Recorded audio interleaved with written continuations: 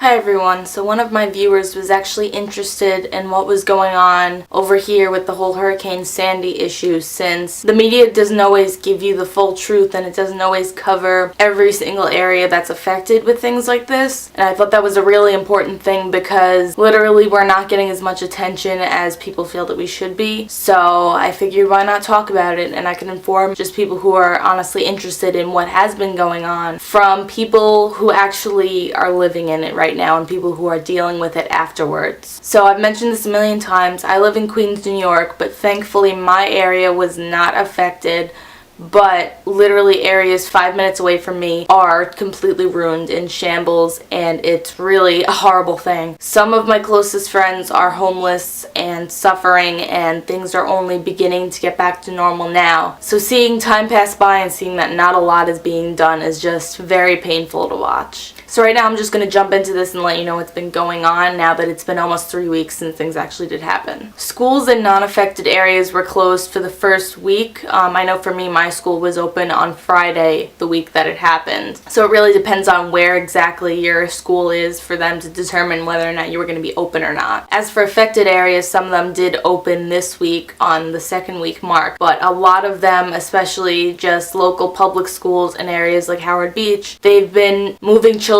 to other schools just to have them still getting their education during this time, but other schools have just remained closed and they want to wait it out. And a lot of parents feel very uncomfortable sending their kids like a half hour away when their school was down the block, so it's a very different thing and people aren't really able to adapt to it yet. So with my old high school, we used to always joke around because they would invest in things that weren't really necessary, such as like TVs to play like PowerPoint presentations that nobody watched. So every year there's a walkathon, and that's where all of that money comes from, and they're actually donating that money. And I thought this was really cool because about half of the people who go to the school come from the affected areas: Rockaway, Howard Beach, Breezy Point, Broad Channel, that whole thing. So the fact that they're opening donations and they're bringing money up for tuition and uniforms and things that may have been lost, I thought that was a really excellent thing for them to do, and I'm proud to be from there right now. If you just walk around in the areas, you see that many people have been throwing out furniture, including couches and things like that. There has just been a lot of stuff on the street, and there hasn't been a ton of sanitation support to be able to get rid of it. For me, I did not lose power. We had flickering power for a few hours, but everything was pretty much back to normal by the next morning. Most places in Queens did have power outages for a few days, but affected areas in the Zone A locations, they were suffering till at least the 11-day mark, and I know some people who, this is going on 3 weeks, do not have power yet. A few people that do have power don't even have heat yet because the water was so high that it got into like the ventilation systems and it ruined the whole thing, so they need to wait for all of that to be replaced before they could even have a warm house. And while we're on the topic of being cold, New York City was hit with a nor'easter. Every news station said that we were going to get rain, and it wound up not being the case, so there was snow everywhere. It couldn't be plowed. It was very, very cold. I happen to be stuck in it, but I'm just thinking of the people that are in their houses and can't go home and have heat. I could barely handle it being stuck outside for 5 hours. I can only imagine what these people are doing, bundled up, literally waking up and seeing their breath every morning, and now having a blizzard and having all of that snow and those ridiculously low temperatures. I can only imagine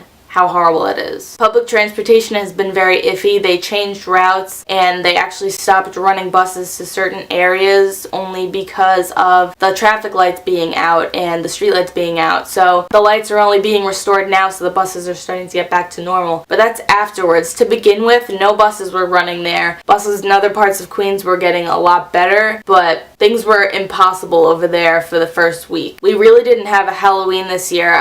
Being in an unaffected area, I did have some trick-or-treaters, actually a lot, but I was asking people who live in Howard Beach and the other areas, and people who planned on going trick-or-treating actually didn't do it, and there were a lot of kids who were very disappointed. But with what just happened literally a day before, it was kind of impossible for people to just change moods and everything for the sake of the kids, which was really sad. It was really horrible that they had to suffer too. There's also been a miserable gas shortage. It's only beginning to get better now, thankfully. The lines were ridiculous, miles long. long. People were getting into miserable fights over it. Police have been everywhere, and some gas stations couldn't even open because they didn't get gas yet. With the ports being closed and the electricity out, it was really difficult to transport that to all of the different places and get back up on track because New York was literally locked down over this. The gas rations were put into effect and they did help a lot. Traffic has been miserable because of the gas lines getting in the way in the middle of highways, in the middle of things, miles and miles long, so the rations really did help a lot. As for repairing, there are a ton of organizations that have been helping and doing a lot for it. One in particular is a group that I really admire called Windows of Opportunity, which is a company that runs all of these different youth group kind of programs. They've been gathering youth and going into affected areas such as Rockaway, and they've helped clean up and get all the garbage out of places, and it's just really cool to have people who are really wanting to help. Also, the New York City Marathon was canceled last minute. Word was that a lot of people who came in ended up coming into affected areas and helping clean up, which is amazing that this became something on a global level and it wasn't just something that we were suffering with. People are saying, you know what, this isn't the last race I'm going to run, so let me help out while I'm here and let me just do something for people who really need it right now. Some towns like Breezy Point have been completely burned to the ground. I think the number was 80 homes completely burned, nothing left. It really doesn't look like it's a real thing. It's so terrifying looking. I've had a very hard time actually physically going out and doing things for people besides the friends that I can get to by walking an hour, but I have been buying food for anybody who needs it and offering my ear in times like this because some of my friends who are the happiest people in the world are seriously depressed over this, and I don't blame them. I just admire the fact that for the most part they've been generally positive over it. So now the next section of this video, I have been saving accounts from people who have just been writing on Facebook. There have been a lot of people just like writing from their phones and stuff because they haven't had power, saying exactly what's been going on in their household and their situation, just personalizing this so you could see what specific people are saying. So I'm not just telling you about all these people, you could hear it, specifically their words. That's the bay in my pool, all the gasoline and oil and shit, disgusting. That's also what the water looked like that we had to trek through, and I swallowed some of it. There was 5 feet of water outside, and this kid and a dad come into the house crying and screaming, "They're going to drown, help us, help us." Yeah, this was a lot worse. This is a week later. According to my neighbors, the water is now up to the window on my storm door, meaning my living room is essentially a swimming pool filled with ruined things and important documents. Fantastic. Never thought I'd have to sleep next to a knife to protect my home, but if it comes down to it, I will stand my ground. I've been hearing a lot of bad things. People are getting robbed and hurt. It's terrifying. Does anyone know when work is going to open again? Word is that they may not look to reopen. The building is destroyed. The floodwaters rose up to 3 feet in my first floor, so we had to tear up the whole floor because tiles began floating. We'll have to redo all of the walls now with the floors and buy all new appliances, heaters and air conditioning, and etc. Partial power in my house and a few shingles lost. We were extremely lucky compared to many others. Complete devastation in Howard Beach. National Guard, police, and firemen everywhere. Hope everyone is safe. Cleaning out my garage has to be the worst part. Throwing away all my baby pictures, wedding pictures, and the only memories I have left of my grandpa. Worst sight was seeing my mom cry while finding her wedding dress, ruined. Hamilton and Howard Beach have been completely forgotten about. Where the fuck is FEMA? Last time I checked, families were still missing and no one seems to give a fuck about us. Lost a third of my house and my car.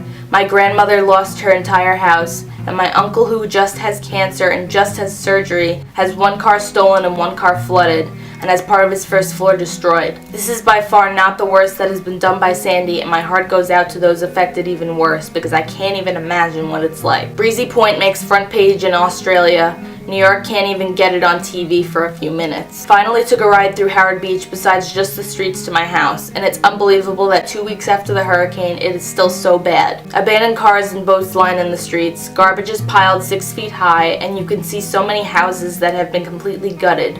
Cross Bay Boulevard remains a dark ghost town. It's going to be a very long time for recovery. What's wrong with our society? People are fighting over who has it worse since the hurricane. Can't believe the city is putting out generators to keep the marathon runners warm on Sunday, while thousands of regular folks are without power. So let me get this straight. We cannot rebuild my house until we get insurance money. My parents paid for flood insurance for over 20 years. My house gets flooded and the insurance guy bails on our inspection today, and we have to wait to even get considered to get any money. However, However, people who never paid a dime into flood insurance, who were affected by the storm, are already getting money to rebuild from FEMA, who denied my family any help. This country operates like complete shit, and it clearly doesn't pay to try and do the right thing. I'm a wreck. I lost everything. My house smells like sewage, and I still have water in my basement, and everything is gone. No cars, no power, no nothing. No heat and no water either. I'm trapped, but the doors are gone. You could easily break in. They said we won't get power back for weeks by me. I have no gas for the generator anymore. People are breaking out in fistfights over gas because of the shortages. Don't open your doors. People are pretending to be from FEMA and Red Cross. When you let them in, they rob your houses. It's so bad everywhere. People are stealing gas from cars, shooting each other over it,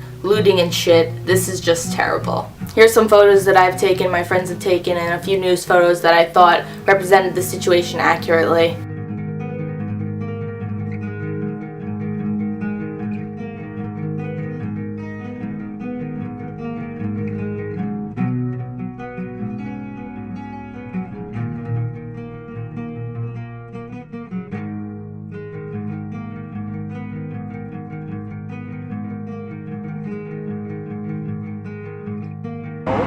There are tow trucks camped here. Auto salvage thing is using the back of St. Helens. Oh yeah? The back of St. Helens has 300 cars. Ozone Howard has another 300 cars. You know shit went down with McDonald's.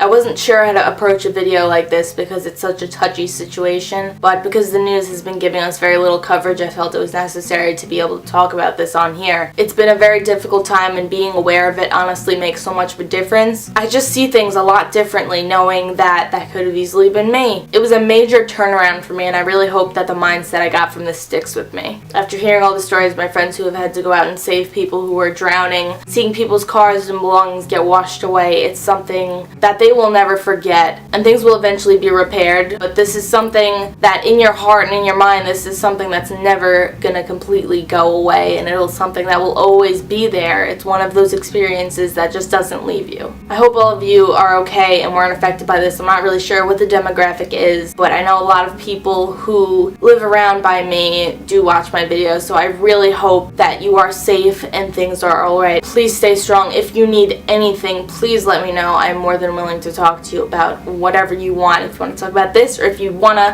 have everyone shut up about this, I can do that for you too. Alright, I love all of you. Thank you for watching, and I will see you next video.